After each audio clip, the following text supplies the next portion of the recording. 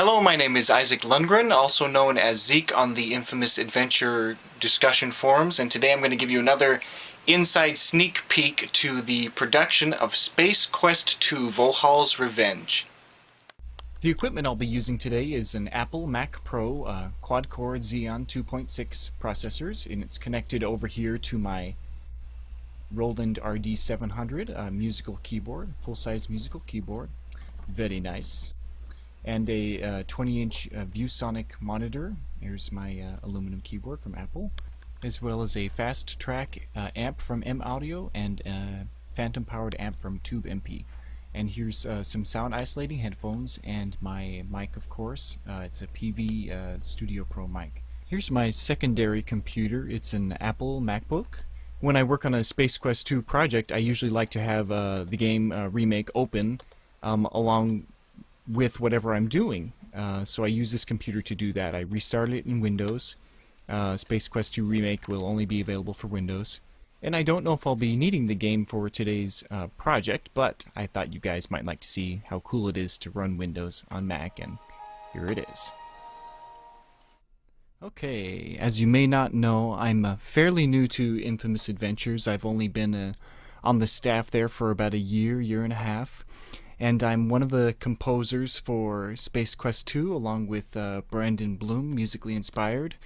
And I'm also doing some of the voice acting, which we will cover later. First, I want to show you one of the main programs that I use. It's Apple's GarageBand. You saw the little icon down here earlier. And the song I have open is actually one of my favorite pieces that was cut from the game, so you won't hear it in the game, so I'm going to give you a little sneak peek here. And before I do, I'm just going to bring some attention to this little icon down here. This is the loop button. When it is selected, you'll see this yellow section appear at the top of GarageBand. And as the playhead goes through the music, when it reaches the end of this loop, it will automatically jump to the beginning of the song. And with video game music, there's a lot of looping that goes on. The piece is recorded at a certain length, and when it comes to its end point, it's meant to be able to jump back to the beginning of the song, and you'll notice that in this piece. So here we go.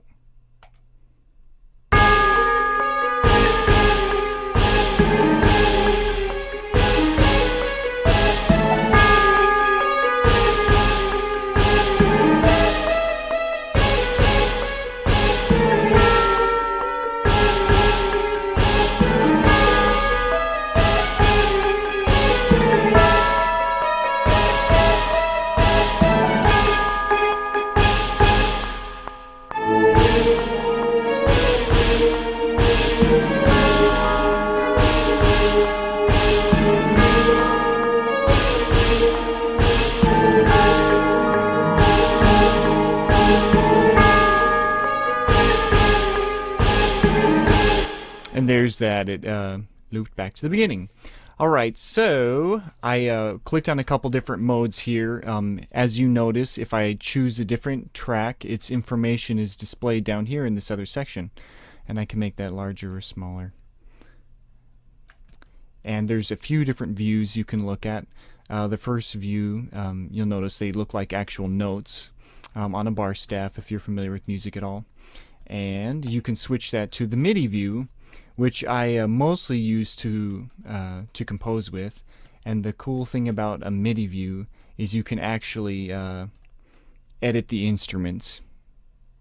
Well, you can edit them in the other mode too, but it's easier to edit in this mode because you can see them laid out in relation to each other all across the scale, and it's a little bit different than looking at the actual notes. I like looking at the MIDI view.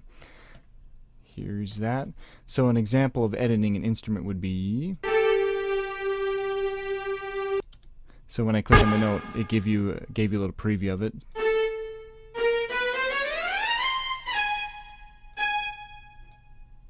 You can extend the length. That's an example of MIDI. So here's what that would sound like before. Alright. So, now we heard the track as a whole. Just as something fun, I thought you'd like to listen to different tracks separately to hear what they sound before they're all put together. Sometimes it's not that great. It's really the all the tracks together that really make something special. So, let's give it a sneak peek of the percussion. Here we go. The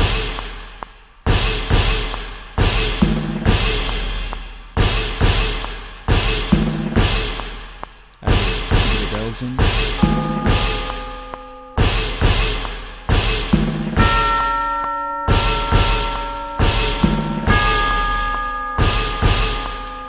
So really not that great, right? Okay, so let's get to some of the more interesting tracks. Now, one thing I've learned with using MIDI is you can't treat each instrument as if it was the instrument itself, since you're just playing with the keyboard and not with the instrument. Sometimes you have to combine different instruments in order to get the sound you're looking for. For example, for my strings, I really am just trying to create one string sound, but I actually use 3 different types of strings in order to get the sound that I'm looking for. So I use these Arco strings here, bright Arco strings, as the main track, and you can listen to that by itself. It's still... It's cool, but it's definitely lacking.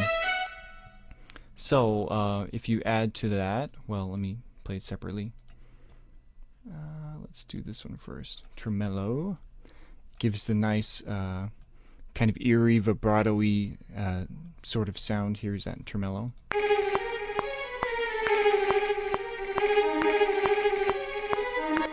But by itself, playing a main part, it does sound kind of funny. And here's the third type of string that I... adds the Sierra element of sneaky. Okay, but with those 3 together, it actually sounds kind of cool. So here's the 3.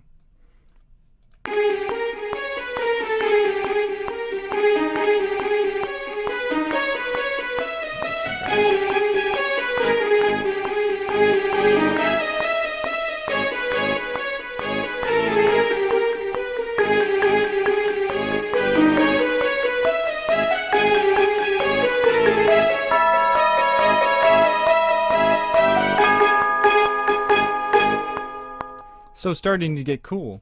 And when you add, well, I'll just click these all off here. When they're all together, it's very quite cool.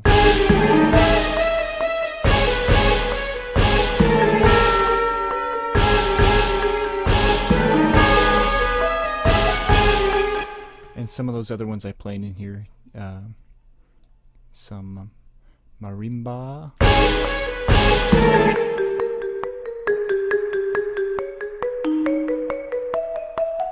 And then, of course, there's some instruments that come in later, like the harp.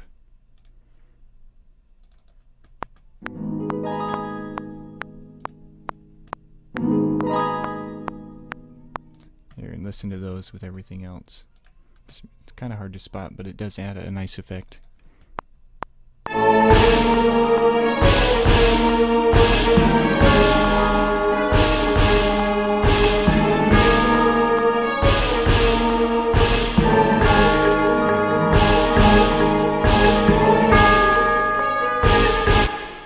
So cool! Here's the, so that's the sneak peek of this song. This is actually one of my favorite songs, or former favorite songs that was in the game. And I just thought you'd like to hear that. It's very cool. And it may be available for download later, so keep an eye on the site around the time of the game's release.